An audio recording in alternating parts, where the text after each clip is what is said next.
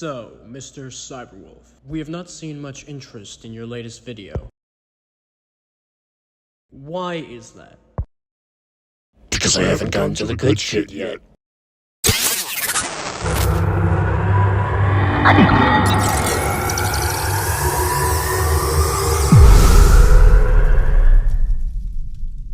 Hey everybody, Cyberwolf here, back again. Still trapped in this endless black void. How did I even get here? And guess what? Now I have a lot more time on my hands, so I am no longer my sleep schedule's problem. I'm yours. So let's continue talking about AbyssFiles, shall we?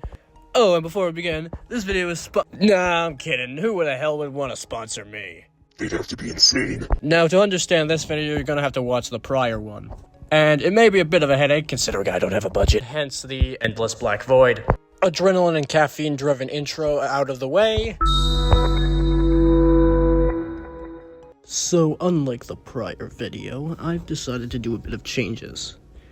I decided to go back and research my own shit. Because the one thing my brain and my wallet share Is that they're both empty. I have forgotten half of what I've done for AbyssFiles. The brain rot is unending. So, I've gone back and looked at all of the prior work I've done. Yeah, my sleep schedule hates me. Can you all tell I'm recording this at 2 in the morning? So you don't have to deal with sleep-deprived Cyber. Cutting back to you, morning me. Editor? Why aren't you doing your job? I know you're me. Just do the cutaway. What?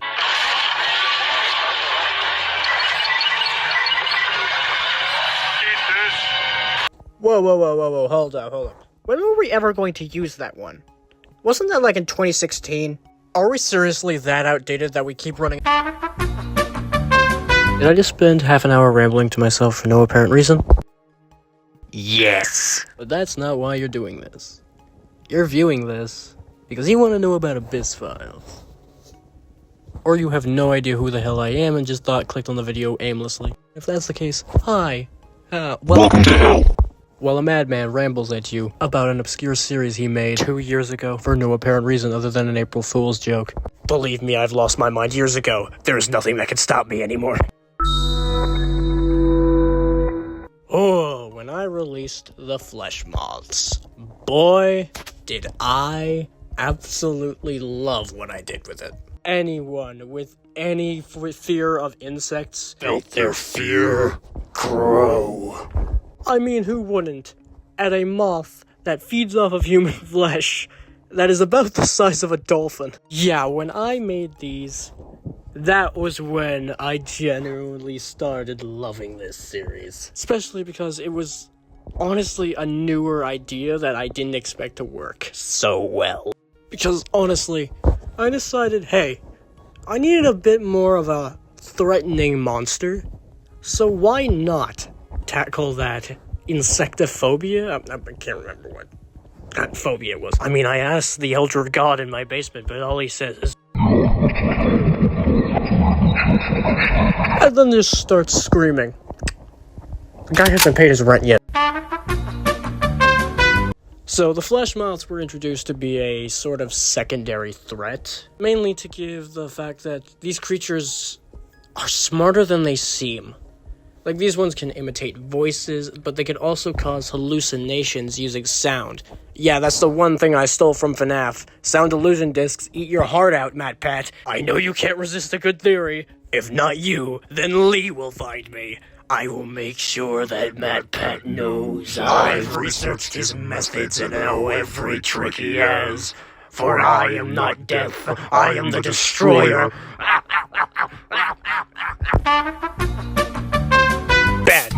Bad, Elder God. No. No possession. Bad. Back in the basement. Go. Sorry, Matt. Elder God gave me a god complex. Wait, what was the conversation again? No, I want to take a moment to talk about what inspired AbyssFiles. There are a lot of nods to, like, H.P. Lovecraft, Mandela Catalog, Local 58, all of those people. But one that not many think about or realize is, this may come as a surprise, but a bit of inspiration came from My Little Pony Grimdarks. Yeah.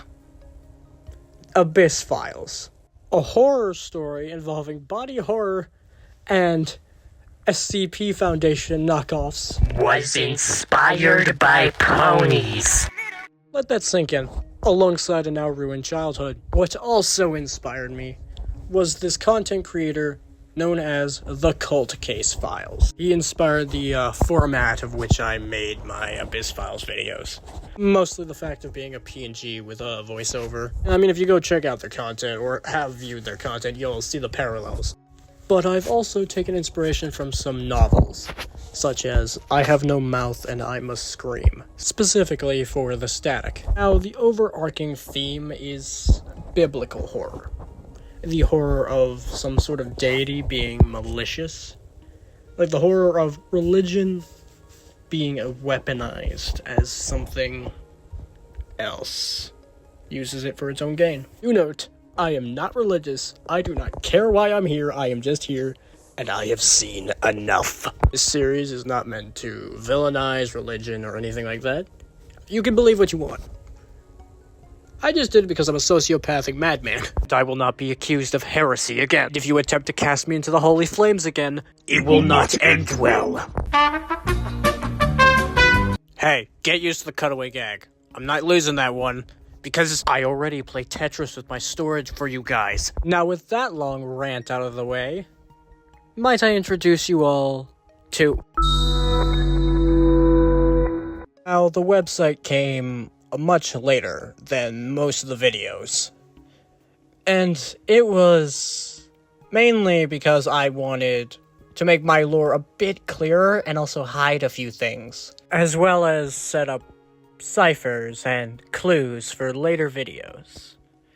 Not all of them have been found. I'm not sure who's been on the site and if anyone has even viewed the site. Honestly, I just hope someone does, because there's some stuff there that will really clear up lore. Because there is lore. I ain't spoiling it here. All I'm saying is, there's lore somewhere on that website. Like, employee logs, maybe an Easter egg or two. You'll have to find those yourselves, I ain't telling you shit.